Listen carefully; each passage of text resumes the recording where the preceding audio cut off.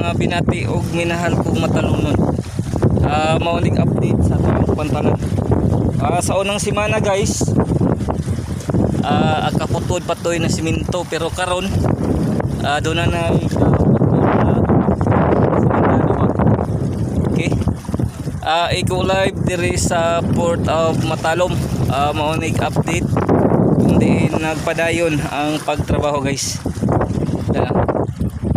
Maunig tumoy niya, maunig kahimtang sa tong pantalan niya kuan deron September 2. Maunig katungaan simentado na niya da guys. Na wa pa wala mo siya nga kuan no. Kay ni kuan pala man kay i-continue pa man okay. Maunig kahimtang sa ato ang pantalan September 2, 2022. Maunig ang ato ang phase 3 nga update sa ato ang Port of Matalom guys.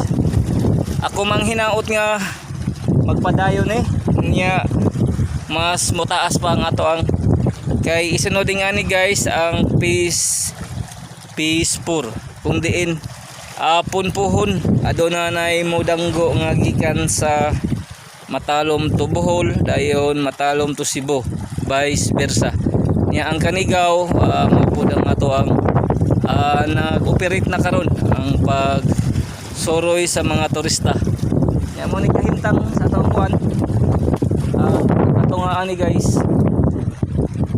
simentado no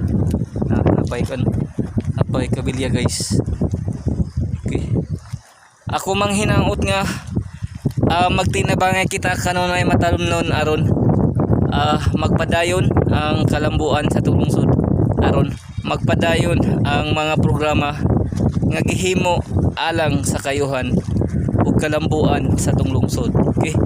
Sa mga negosyante nga ganahan magnegosyo diri sa lungsod sa Matalom, welcome mong tanan nga mo invest og business diri sa mong lungsod.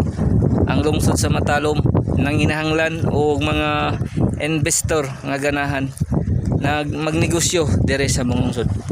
Nya naningkamot pod ang administrasyon mahatagan jud og maayong panerbisyo or maayong mga pagserbisyo ang katawhan para mas magmalambuon ang atong lungsod og kanang mahatagan og maayong serbisyo ang katawhan diri sa atong lungsod. Iko Pipi ang boses sa kalambuan sa lungsod sa Matalom. Ako magaingon nga ang panaghugpong sa taga Matalom maoy susi sa kalambuan sa tulungsod. Okay. Today is Friday niya unig kahimtang sa ato ang pantalan diri sa lungsod sa Matalom. Okay. Iko Pipi andam mutabang sa Port of Matalom. Okay. Once again thank you og God bless kanatong tanan.